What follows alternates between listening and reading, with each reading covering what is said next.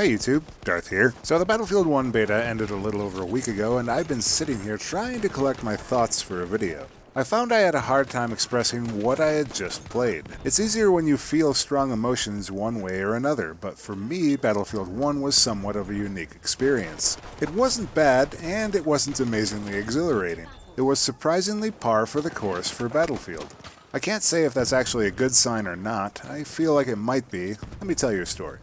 During the Battlefield 1 beta, I remember thinking back to my really early Battlefield demos I had played for Battlefield 1942 and Battlefield Vietnam around 15 years ago. I remember being really impressed with Battlefield 1942 when it first debuted, even though it was riddled with bugs and airplanes were pretty much unplayable slideshows. I knew the game and franchise was going to be huge because they had hit upon a winning formula, arcade action and grand scale. The base game itself was fun, and after some time there were a large number of community mods that let players take the fun in their own direction.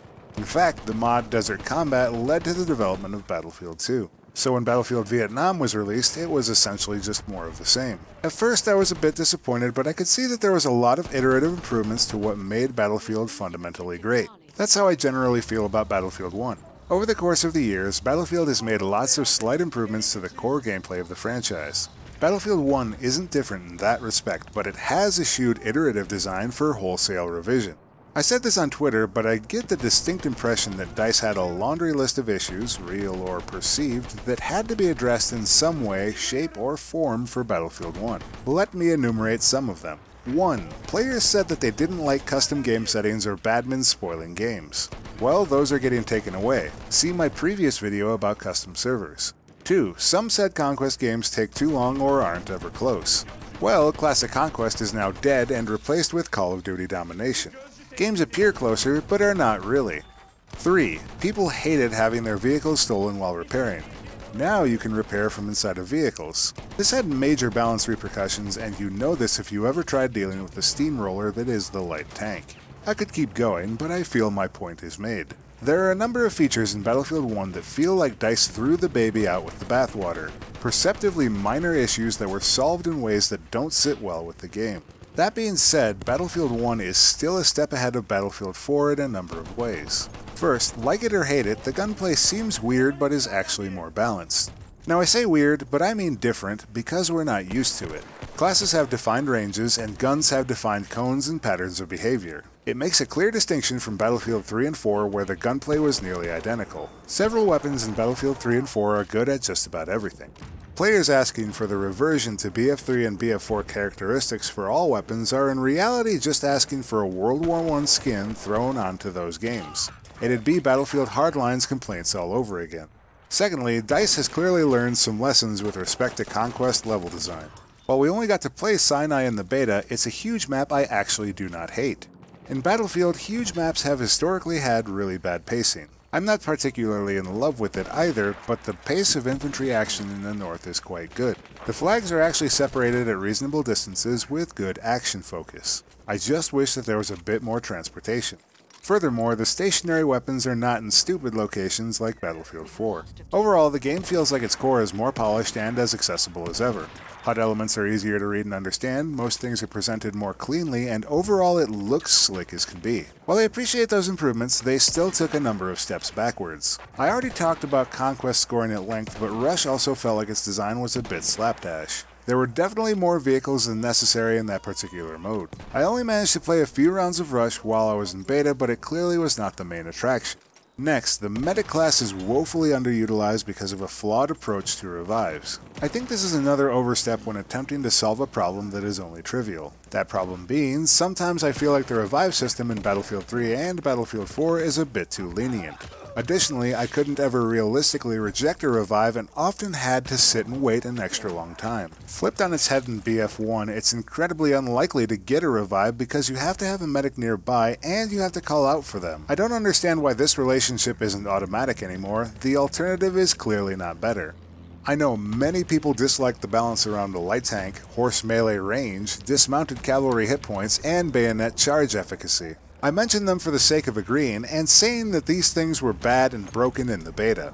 I know the light tank is getting addressed by the retail release, and I've heard that the bayonet charge is also getting a tweak. I do not know the exact information about either yet. Additionally, the dismounted cavalry is getting fixed so it isn't immune to headshots and has double HP. I'm not sure about that sword range though. And finally, this has got to be the buggiest beta we've gotten in a very long time. I was dusting, dying behind corners, waiting up to 20 seconds for my escape screen to come up. I couldn't level up for half the beta, I frequently couldn't connect to servers, and probably my favorite bug of the beta was soldiers spawning without weapons at all. This all points to a lot of server issues with the game, and I'm really concerned about these in particular for launch. Some like to hide this behind it's just a beta and being an old build. And to their credit, DICE has shown that it has a good track record for altering small details like weapon balance before launch. However, when it comes to bigger picture issues, the game is pretty much what you see is what you get. This was true with Battlefield 3, Battlefield 4, Battlefield Hardline, and even with Battlefront. So I am concerned, but willing to trust. But the other side is true too. If you did not enjoy your time with the Battlefield 1 beta, there probably isn't a magic wand DICE is going to wave in less than 6 weeks of development time to suddenly make the game appeal to you. A lot of the issues in beta have been or can be cured. Others are likely going to be just how the game is at launch. In reality, the beta was more of a demo, and at most we're testing a day 1 balance patch. History tells us that underlying systems are probably not going to be massively rewritten in that span of time. So like I said, I'm left with some mixed impressions. The issues are somewhat minor and can be fixed. The theme is solid, and I feel the core gameplay is fun.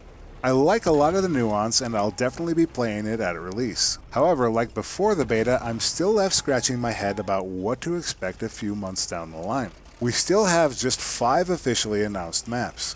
That bodes extremely poorly for longevity if that remains true. Now, I've seen a number of rumors about 5 other maps floating around the internet, and to my knowledge, none of these have been confirmed by DICE. It could be that they are future content in production, or that they are actually going to be in release. The only extra map they've confirmed is a freebie coming in December. After that, we have to wait until potentially March. 6 months of Battlefield 1 on 6 maps. Lack of content was the needle that broke the camel's back for Battlefront. I'd hate to see it happen again in Battlefield 1, especially because the game looks far more promising than Battlefront. But we shall see. On PC, the full game begins early release on October 18th if you pre-ordered the Deluxe or Ultimate editions. Everybody else gets in the pool on October 21st.